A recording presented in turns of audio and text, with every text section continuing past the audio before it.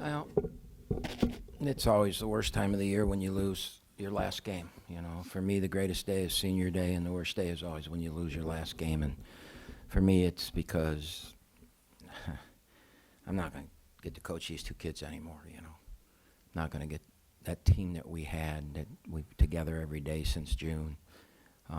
We fought through a lot of stuff this year, a lot of adversity, a lot of things went wrong, and we kept battling. And I thought the last 5 minutes of this game, the last 4 minutes of the game, showed everything about their character, about who they are as people. Didn't go our way. It was one of the worst Februarys in the history of Oakland basketball. And, I mean, we lost 6 times in the arena this year. It's unbelievable. And not good. But I will tell you, I loved every day. They're great young men, and that last 4 minutes showed you who they were. So we'll talk more about the game after you talk to them.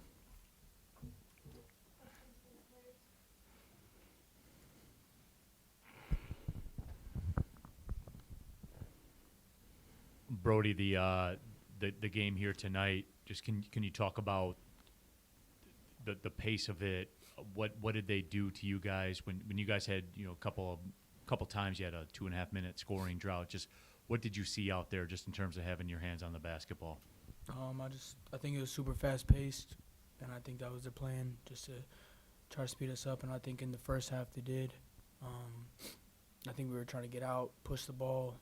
I took a couple quick ones, but I think in the second half we slowed down, and when we slowed down, we executed, and I think we just ran out of time.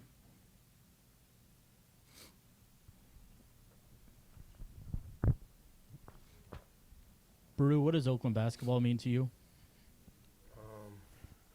Means the world, man. I've been here 3 years, decided to come back on my 3rd year, and it's been a weird year for me, a lot of firsts. First time losing on senior day, first time losing in the first round of the playoffs. I don't know, it just sucks, especially when, I know how good we could have been, and I know how good the program is, and this place has been home for the largest part of my college career, so there aren't enough words to describe how the program makes me feel and how the university makes me feel, so yeah. For Baru and Brody, when both of you guys look back on this season, kind of what's going to be the underlying theme or something that maybe you kind of think that maybe encompasses this group?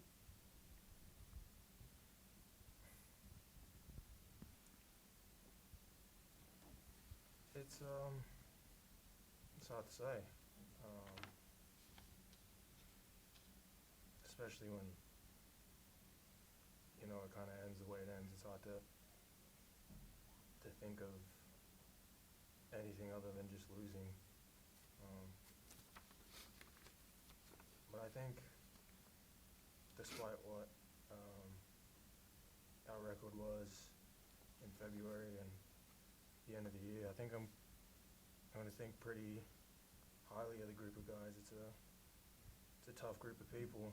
I mean, a lot of guys battling through a lot of different things physically, and they never really complain. I mean, Brett playing on half a leg, Mike had a really bad ankle injury earlier on, IG, me, Brody, everyone's just fought through a lot of stuff, and it's probably how I'm going to remember it. I would just say I just wish I had more time with the guys. I flew by, honestly. I mean, it's been the happiest I've ever been in my life being here. I just wish we could have accomplished more. I don't know, just thinking the season's over right now is tough. Because I know how good this team is, and it's just tough.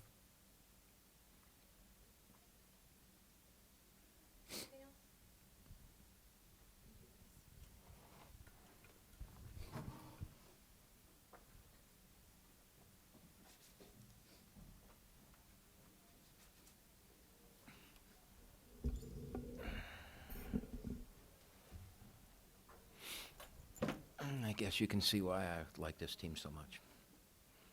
It's a shame that it ended the way it did, and we've got to live with that. You know, we've got to live. I mean, we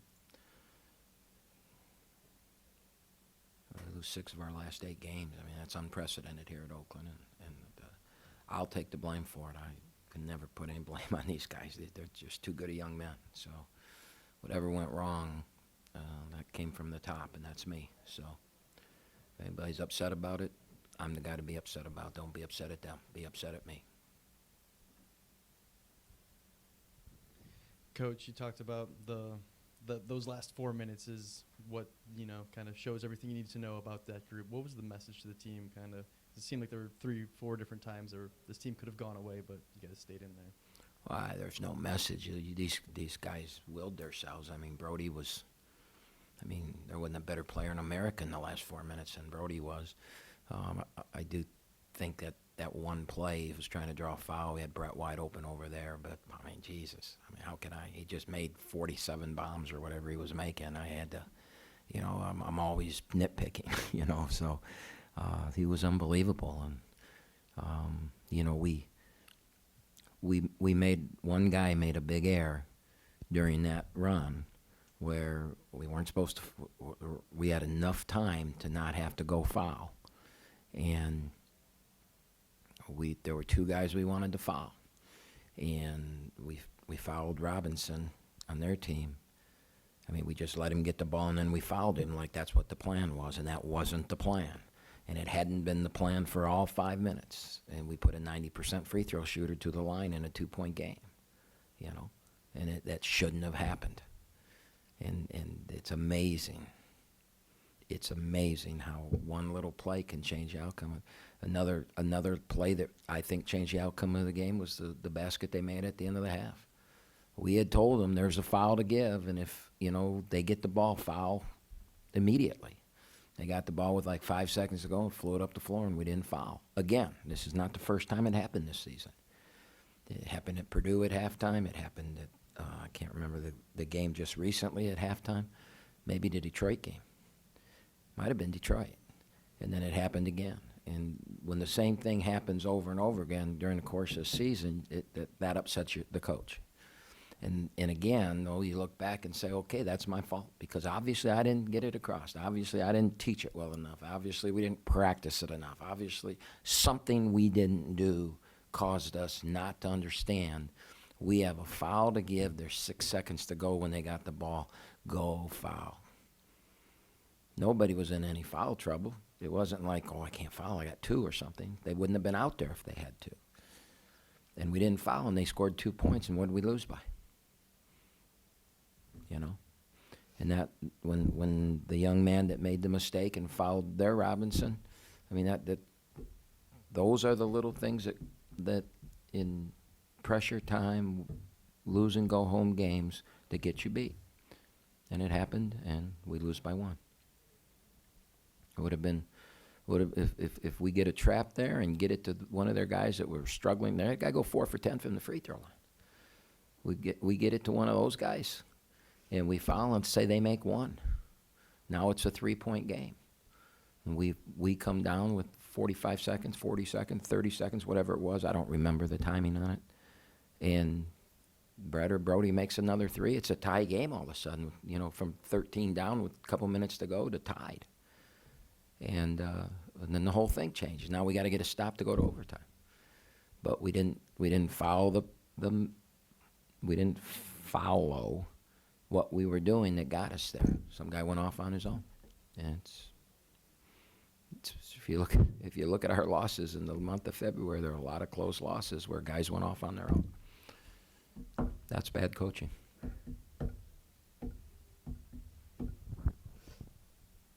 Do you watch the last game of the season and try to learn anything, or do you From just watch tonight? it one time?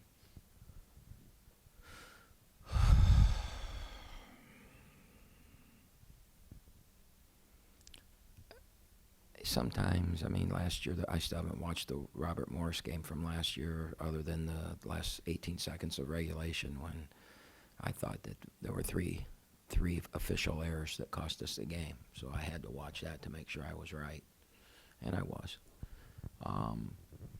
But other than that, I didn't watch that game, and most likely because I'm at home, I will watch it tonight. You know, I was on the road, got in a car, and drove 6 hours after 5 hours, whatever Indianapolis is, after that game.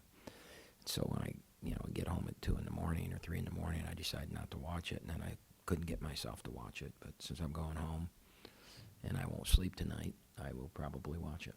Yeah. And I mean, I just didn't understand why the game was called the way it was called. I mean, we play a brand of basketball all year, and then we get into a tournament, and I thought we were playing in the Big Ten or the Big 12, like we're playing Houston. I mean, that game was everywhere we cut, somebody grabbed us with two hands, and that's how they called the game tonight, which is okay. You're going to call it that way, but why are we calling it that way when we haven't called it that way all season? That's what I don't understand. And I'm not saying it cost us the game. I'm not saying an official did a bad job. I'm not saying that's not what I'm saying. I'm saying the game was called completely different tonight than it has been all year, and I don't understand it. But it is, it is what it is. It's there were some really good officials that, there's some really good officials that officiated this game, very high-ranked officials. It was just called different. So. Coach, was there a certain moment or a certain play from Brody that made you decide to let him just take over the game the way he did? No, and they were in a zone, right? So what we didn't want to do is I just wanted him to play, and we could try and set screens and just go. I didn't want to set up plays because we didn't have. If we were only down 3 or 4 or 5, then we can come down and run some zone plays and get him or Brett a 3 or But we didn't. We're down 13 with 2 minutes to go. I think. I mean, I don't remember exactly, but I know it was double digits with 2:30 or something like that to go. So you can't waste time. I mean, there was a time that we threw it in and Coy was walking the ball up the floor, and I went nuts on him, right? I mean, time is the enemy right now, and we wanted to fly it up and try and shake and get a good shot, and if 2 people came to you, kick it to somebody, and, we had we had Z in, we had Warren in, and, Brew was the only big we had in for some of that, and then we put Mike in for a little bit. But offensively, we were making offense and defenses, when we fouled, offense and defensive substitutions so that we had our best team to press and keep the ball from getting in. We had that. And then offensively, we had guys who could make some threes. We tried to put our best. I mean, we took 34 threes, which is the most we've taken all year. Brody took 20, it looks like. But, we're not a three-point shooting team like we have been in the past this year. And losing Nassim changed everything. If Nassim hadn't gotten hurt, he would have gotten 7 to 8 threes a game. Brett would have gotten 5 or 6. Brody gets 5 or 6, and now we become a three-point shooting team. Zaire's going to get 3 or 4, right? Brew takes one now and then. Isaac takes one now and then. Now you become a three-point. But when Nassim went down, we were a team that had to play from the rim out, and we would take threes on kickouts and that. Not that we always did, but that was the design. So we were just pushing the ball. If it'd been man-to-man, we have a lot of quick hitters. And we ran a couple quick hitters against their zone in the first half, but we just didn't have the time to set up and run something.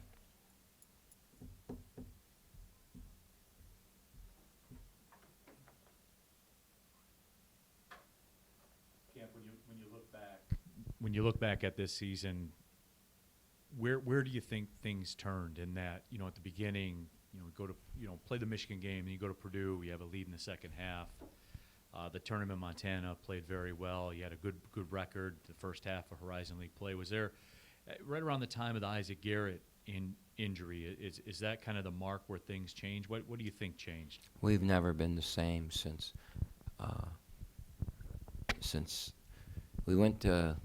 we battled 2 games when Isaac got hurt. We won.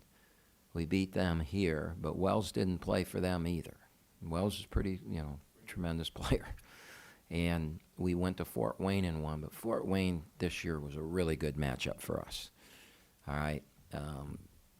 We got bigs that can score, and they're a small perimeter team, so that was a great matchup for us. And So we win that game.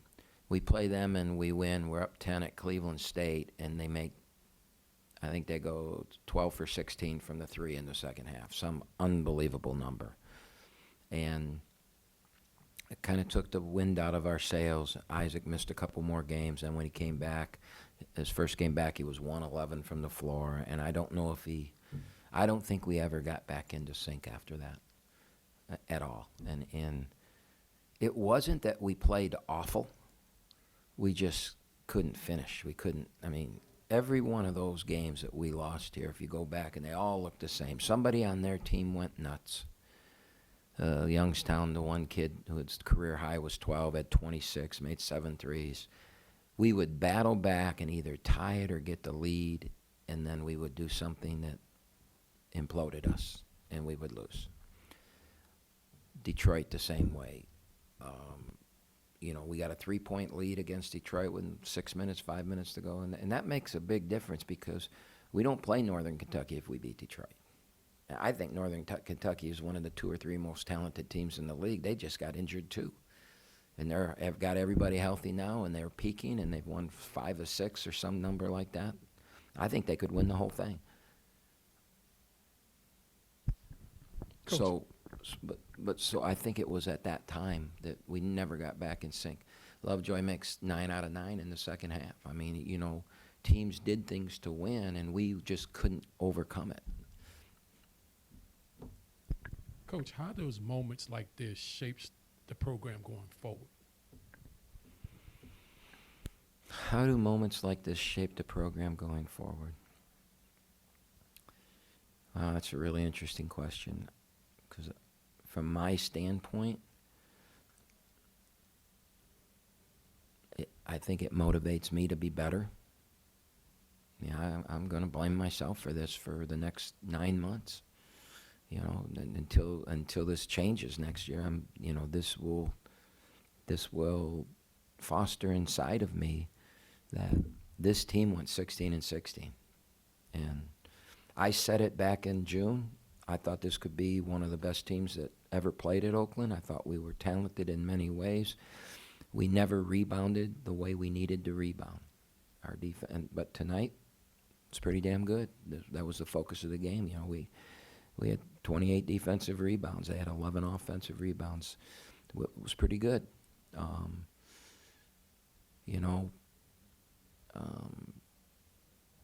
I think in this world of NIL and agents and recruiting players and only having guys 1 year, this was our first year of diving into that. And I've got to sit back now and look at how we spent money, how we went about putting this roster together, and what didn't I like about this roster. And not the players or anything, but how we went about assembling the roster. And I think that this year will shape probably my thoughts on assembling a roster and what it costs to get a kid and those types of things and the value of that versus the value of, Wright State won a championship with 2 or 3 freshmen. Now they do have transfers too, but I didn't think you could win with freshmen. And Pickett's a freshman. Cooper's was a freshman. They had a transfer, Mbembe or whatever that guy's name is, that came back and didn't leave, who I thought was an all-league player, and so I've got to look at this idea that we thought you had to get old and stay old, and I'm not sure that's the case. I'm not sure bringing in 7 one-year players or 5 or 4s is the way to go. Maybe it is. But now we've had a year of doing it, and I've got, as your question is, how does this shape it? I think we've got to look at it and analyze it. And one of the things I think we're pretty good at around here is analyzing and adjusting. For many, you don't last somewhere for 40-some years if you don't adjust. And I'm nowhere near the same person I am today. Coaching emotionally, how I handle the players, how I handle losses. I'm nowhere near the same person I was 10 years ago or 20 years ago or 30 years ago or 40 years ago.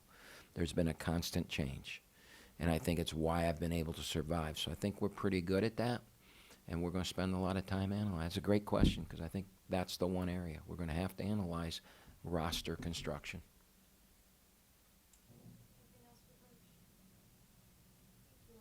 Thanks, everybody, for the year. A weird year, man, losing 6 times in this building. Just a weird year. But I think you saw these 2 young men and how great of people they are, besides being talented players. So you can understand how it's hard today, because I really love these kids, man. I really do love these kids. And I'm just so sad I'm not going to be able to coach them tomorrow. So thank you.